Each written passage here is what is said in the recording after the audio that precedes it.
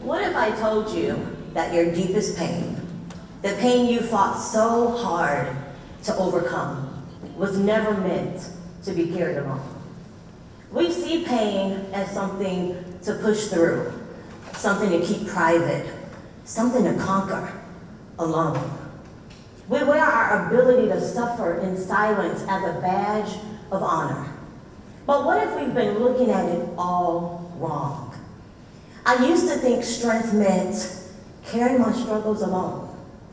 And I thought healing was something, personal.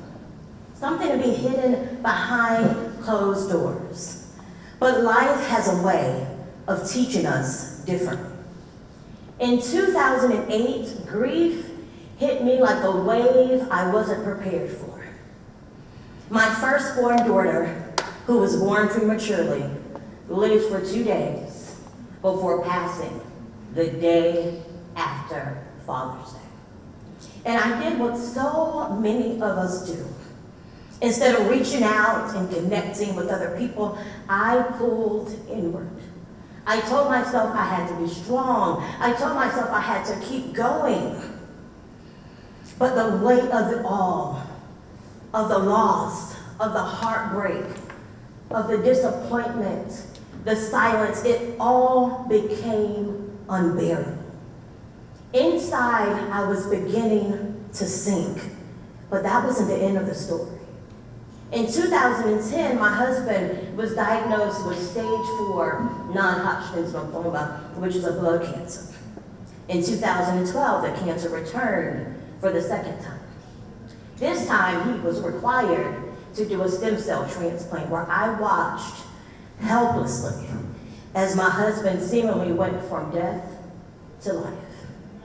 In 2016, the cancer returned for the third time, and I still don't have words for how my husband has been miraculously healed. In 2018, I was diagnosed with breast cancer. I had to do 6 rounds of chemotherapy, 4 weeks of radiation, and have a lumpectomy. Pain kept showing up.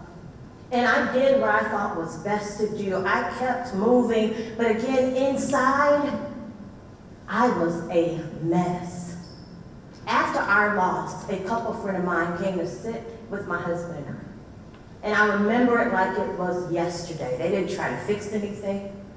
They didn't offer any advice. They just sat with us, with me in my pain. I realized I wasn't alone. The grief didn't disappear, but something about being seen in my pain made it that much lighter.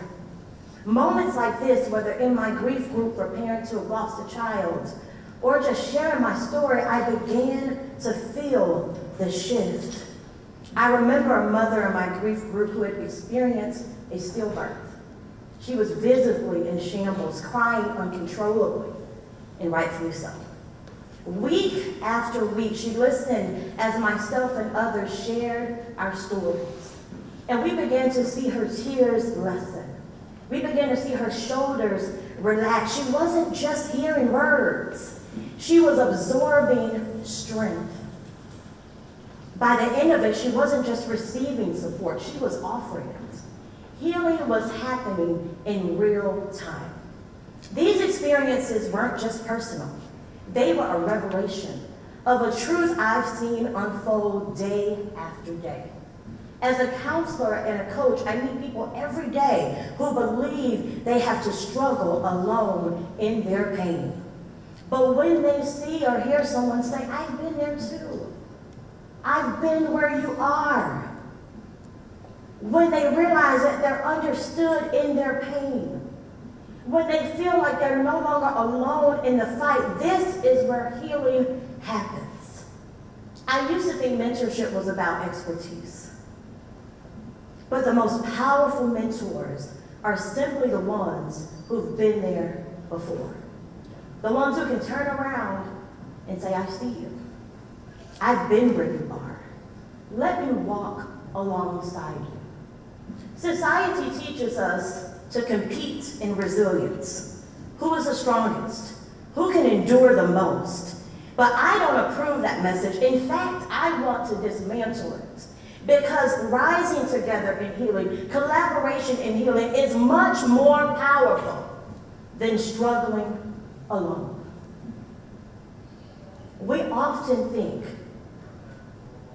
that we have to struggle alone. So I want you to think about where you've struggled the most. Maybe it was a loss.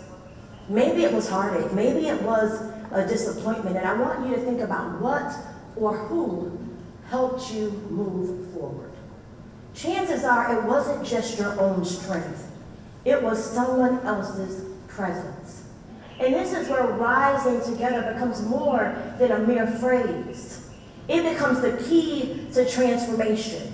When we choose to turn pain into power, we create a cycle where healing is passed down while lifting others up.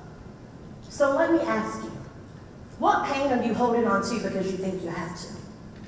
What story, what struggle do you have that can become a source of hope for someone else? We often think that we have to be fully healed before we can help others. But the truth is, you don't have to be fully healed. You just have to be willing to show up.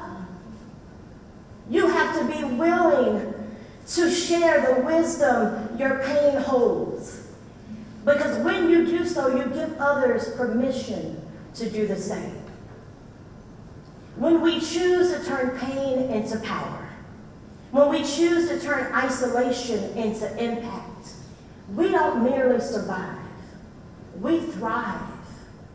When we rise together, that is the power of shared healing. We become the light for someone else's darkest moments. When we rise together in healing, when we share and collaborate in our healing, that kind of rising, and that kind of rising, it changes everything. Thank you.